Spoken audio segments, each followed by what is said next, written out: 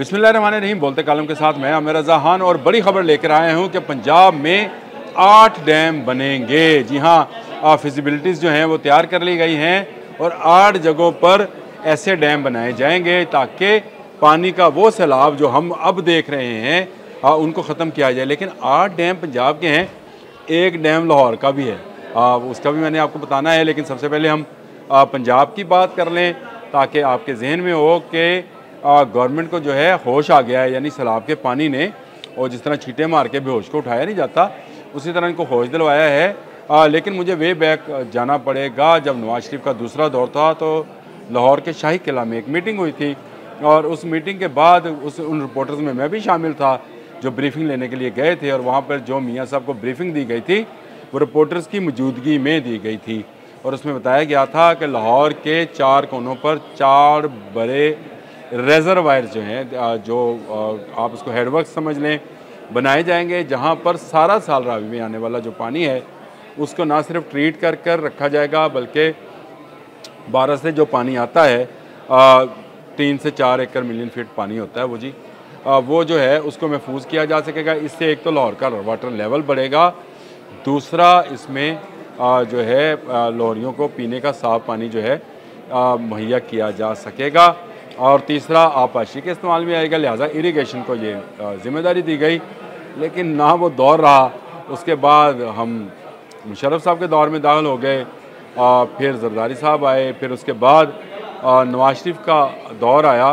तो 2018 में दोबारा से फाइलें निकाली गई, उनको झाड़ा गया और पेश कर दिया गया कि जनाब ये एक रेजरवायर्स बनने थे, इसका क्या किया जाए। अभी वो मंजूरी होनी थी कि हमें तब्दीली जो है उसका सामना करना पड़ गया और उस तब्दीली ने सब उलट पुलट कर दिया। लेकिन उसके बावजूद हम नहीं जागे, और अब जब सैलाब आया है तो सब जाग पड़े हैं कि भाई ये क्या हुआ। वो दरिया जो सोए पड़े थे, जिनको हम ये समझते थे बकौल तब्दीली वाले लीडर के कि ये गंदे नाले बन जाएंगे, उनमें इतना पानी आया कि जितना तारीख़ में कभी नहीं आया है। 88 का सैलाब मुझे याद है, उसके बाद ये पानी है। और उसके बाद अब ये पंजाब गवर्नमेंट ने फ़ैसला किया है कि जहाँ जहाँ जो डैम बनना है उसकी फिजिबिलिटीज़ निकाली जाएँ। इसमें चाहे लाहौर शामिल है, इसमें जो डैम बनने हैं उनकी तफसील भी मैं आपसे ज़रूर शेयर करता हूँ कि जो तजवीज़ किए गए हैं इनमें सबसे पहला जो है अखौरी डैम है जी, अटक के मुकाम पर।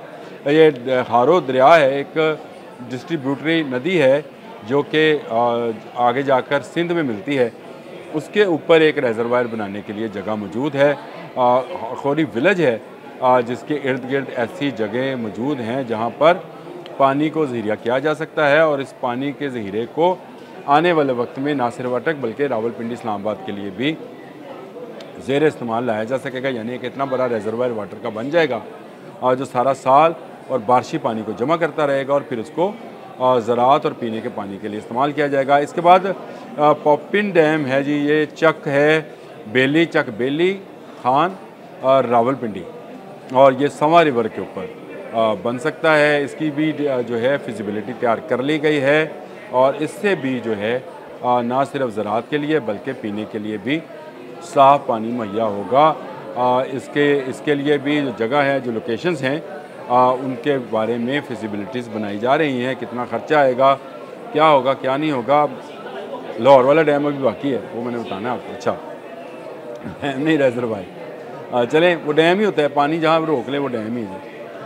उसके बाद मोरंज डैम है जी राजनपुर में। ये आपको पता है कि वहाँ पर राजनपुर में कोई सुलेमान से जो नाले आते हैं, जिनमें काहा नाला भी और नाले भी हैं, वहाँ से बेशुमार पानी जो है वो आगे बह कर समंदर तक चला जाता है और उनको रोकने का कोई इंतज़ाम नहीं। और वहाँ के इर्द गिर्द के लोग, क्योंकि पहाड़ी इलाका है, तो पानी को तरसते रहते हैं, तो उनके लिए ये मोरंज डैम जो है ये बनाया जाएगा मोरंज के इलाके में, ताकि उनको पीने का साफ़ पानी और इसके साथ साथ उनकी ज़राअत के लिए भी सारा साल पानी मुहैया होता रहे। और ये जो नाले बह कर हर साल ना सिर्फ फसलों को डुबोते हैं बल्कि लोगों की जानें भी साथ ले जाते हैं, यही पानी हम दोबारा इस्तेमाल कर सकते हैं। इसके बाद पोठोहा रीजन में जी जगह बहुत है। अगर आपने जीटी रोड से या मोटरवे से सफ़र किया हो तो आपको वसीओ अरीज़ बंजर जो हैं मैदान नज़र आते हैं, ऊंचे नीचे टेले हैं वहाँ पर, और इतने वसी हैं कि वहाँ पर तो कई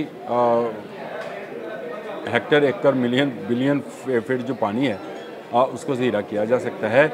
अब उनको ज़ेर इस्तेमाल लाने के लिए भी जो है ये पोठोहार रिजन में सवा डैम बनाने की तजवीज़ है। ये भी दरिया सवा पे ही बनेगा, जो पानी वहाँ से बच कर आएगा और उसके बाद जो बारिशें होंगी वहाँ पर ये पानी जो कि अभी चला जाता है, ज़ाया हो जाता है, उसको बचा लिया जाएगा और उसको ज़राअत के लिए इस्तेमाल किया जाएगा। लेकिन उसके बाद एक और तरीही जगह है जी, किला रोहतास का आपने नाम सुना होगा, रीजन वही है पोठोहार, और इसमें कहान रिवर एक बहता है जी, जो कि दरिया झेलम की एक डिस्ट्रीब्यूटरी नदी है, उसके ऊपर रोहतास डैम का मंसूबा है। इसकी फिजिबिलिटी बनाई जा रही है और ये भी वही वैसी ही जगह है जैसी पोठोहार की पूरी जगह है। ये झेलम के नज़दीक है और उसके बाद आपका बहुत बड़ा ज़राई लैंड जो है वो शुरू हो जाता है। तो इसके लिए सारा साल पानी मिलेगा, यहाँ के रहने वाले लोगों के लिए रोज़गार के मौके पैदा होंगे, तफरीह गाहें बनेंगी।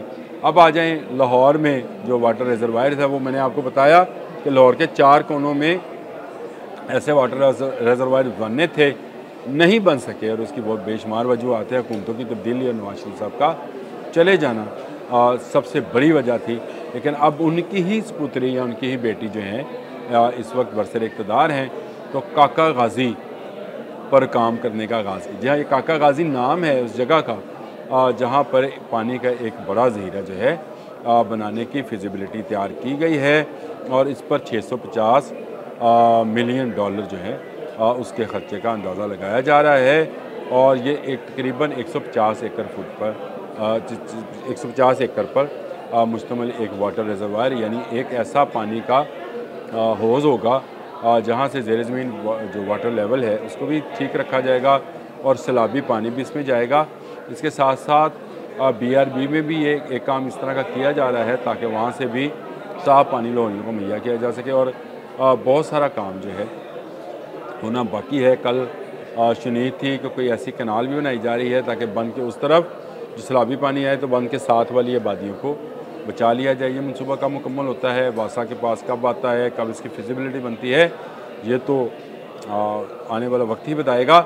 लेकिन अब हर साल इसी तरह सैलाब आएंगे, ये बात ज़हन में रखिएगा कि आपके DG NDMA ने ये लोगों को वार्न किया है कि आने वाले साल में 22% बारिशें ज़्यादा, इस साल 17% बारिशें ज़्यादा हुई हैं, तो अभी 9वां स्पेल चल रहा है।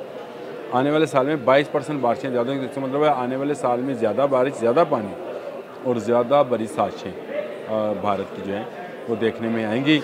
हमें जल्द से जल्द इन डैम्स को, फिजिबिलिटीज़ को फाइलों में से निकाल कर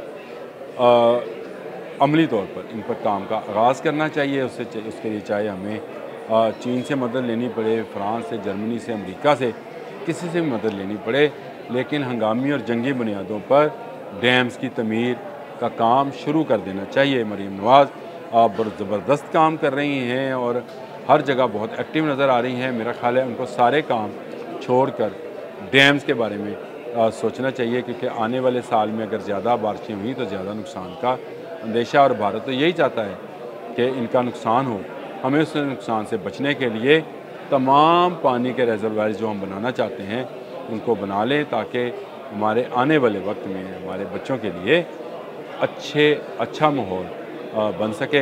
वैसे वाज़ह रहे कि लाहौर के करीब जो रिजर्वायर बनने थे उनके साथ साथ जंगल भी उगना था और वहाँ तफरीह गाह भी बननी थी। आइडिया दे रहा हूँ कि अच्छी तफरीह गाह बन सकती है एक मसनूई झील के इर्द गिर्द, और लोग वहाँ पर ना सिर्फ फ़िशिंग करें बल्कि बोटिंग करें, और सैलाब के दिनों में ये पानी जो है बजाय इसके कि हमारे घर डुबोए, ये उस रिजर्वायर को भरे और वो पानी जो है हम सारा साल इस्तेमाल करें। इससे आगे सतलुज के साथ साथ भी हमें काम करने की ज़रूरत है कि अगर दोबारा सतलुज में सैलाब आए तो गंडा सिंह वाला बॉर्डर और कसूर का इलाका जो है उसके देहात को कैसे बचाया जाए। इसकी फिजिबिलिटी पता नहीं कब बनेगी, जब बनेगी देखा जाएगा। अब तक के लिए इतना ही। अल्लाह हाफ़िज़।